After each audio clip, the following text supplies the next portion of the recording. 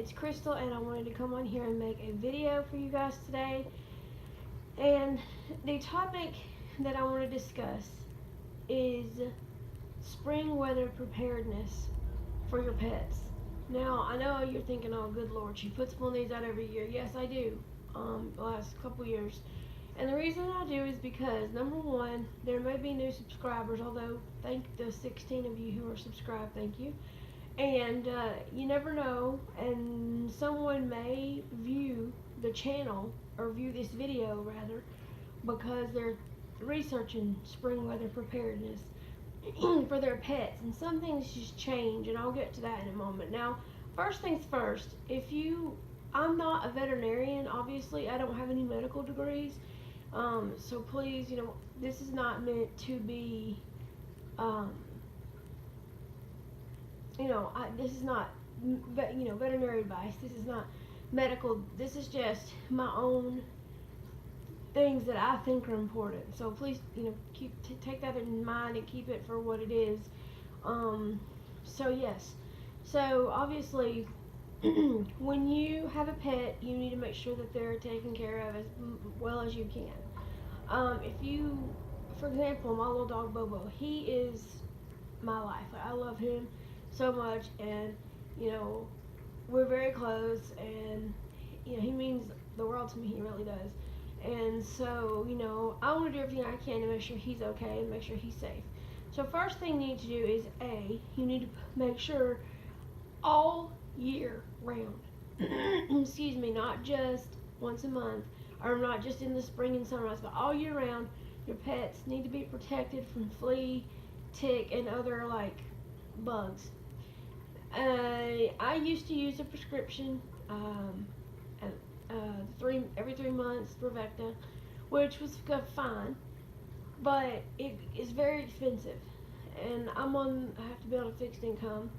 So I'm not going to go into that, but I'll just say that I have to be on a fixed income, and that's a lot of money. And then Bobo also takes Apoquil, which is like $140 a month for his medicine, for his allergies. So I buy things on Chewy.com, and I love Chewy, and they're not sponsoring this video, but I love their website, and I love their app, rather, and I love to call them up. They have very good customer service. They recommended something called Century.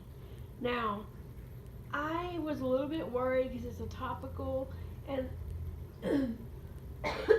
excuse me, before we went on the prescription, I would have used topicals before, and I really wasn't a big fan because they're messy, and it's a cream and it gets all over everything. So I was like, I don't know about this. I'm totally blind, as well you might know, because of my videos that I talk about. And my thing is, I was like, am I gonna be able to put this on, or I'm gonna have to have help? Y'all, it was so easy. You just cut the tip thing off the top where the notches are. You take the tip of the little tube and put it right between the shoulder blades, and then you just pour the liquid on, and it soaks in. It's not messy or anything. My point is, this is a once a month dose, or it's 6 doses for $17, and so you do the doses once a month. So that's a good deal for me as far as I'm concerned, because it's such a good deal, and the 6 month supply for $17, I mean, you can't really beat that. And it works well. We haven't had a problem. Bobo hasn't had any kind of reactions, nothing like that. So the next thing you want to do, make sure, and I should have said this at the beginning, but make sure that your pets are vaccinated for all the vaccinations that they need. Bobo gets a 6 month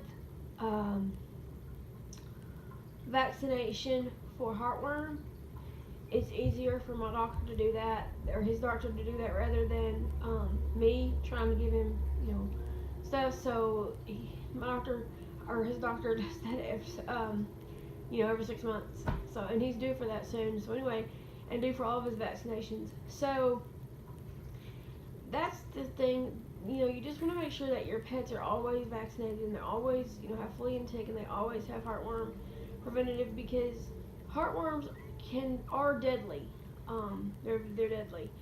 Basically, what they are is they're worms that get into the heart, and they cause problems with the heart not being able to pump correctly and move the blood, oxygenated blood around the dog's body. So just keep that in mind. You want to make sure you have all your vaccinations.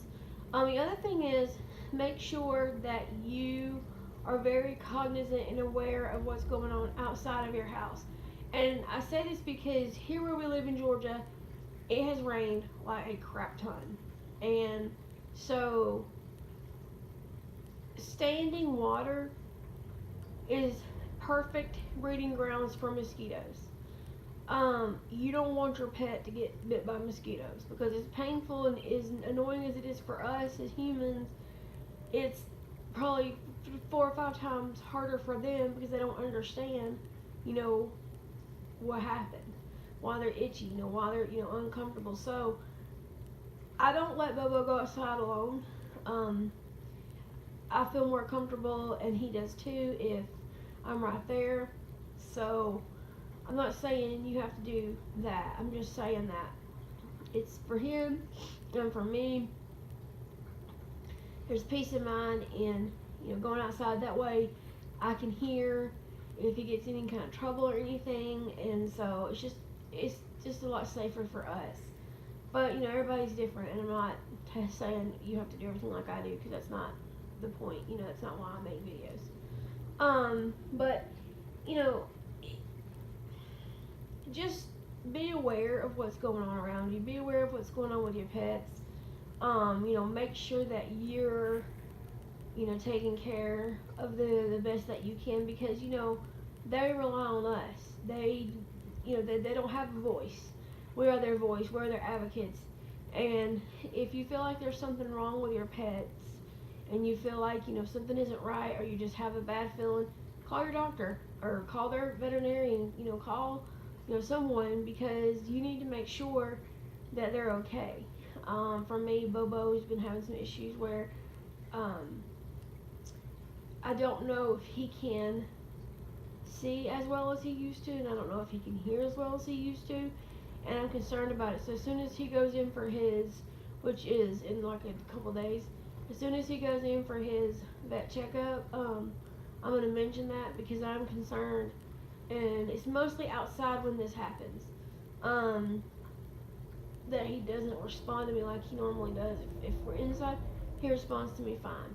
But I think because it's so noisy outside, and I don't even know, y'all, but I'm just saying, like, this is my theory, and I hope and pray that everything's okay. But he is going to be 8 this year, and when you're on September 2nd, this is 2019, April the 30th, actually, last day of April when I'm filming this. So I'm going to try to get this up today, but I just, I'm concerned, because if something, when they get to be, when they're 7, they are seniors, senior pets, and so, they age a lot faster than we do. So, my concern is that, well, what's going on as far as, is he having trouble, blah, blah, blah.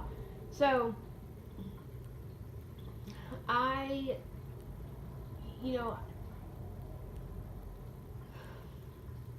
worry about Bobo a lot.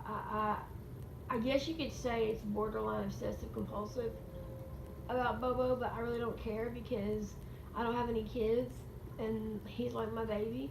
And yes, I know he's a dog, so before anybody writes comments, you do know he's a dog. Yes, I do. I do. But to me, he's my baby, and I don't know what I would do without him. So anyway, this video just kind of gives you some tips. And if you guys have any other tips or anything I left out, please don't hesitate to leave them in the comments below. If you have a video you would like to see me make, please leave that in the comments below. And I hope to see you soon. And by the way, if you haven't subscribed, please hit that subscribe button. It helps us out a lot and helps me to make more videos, and I haven't put out any videos hardly this year, so I'm sorry about that. But it does help me when you guys subscribe. And if you have any questions, just let me know in the comments below. Thank you again for watching. Bye.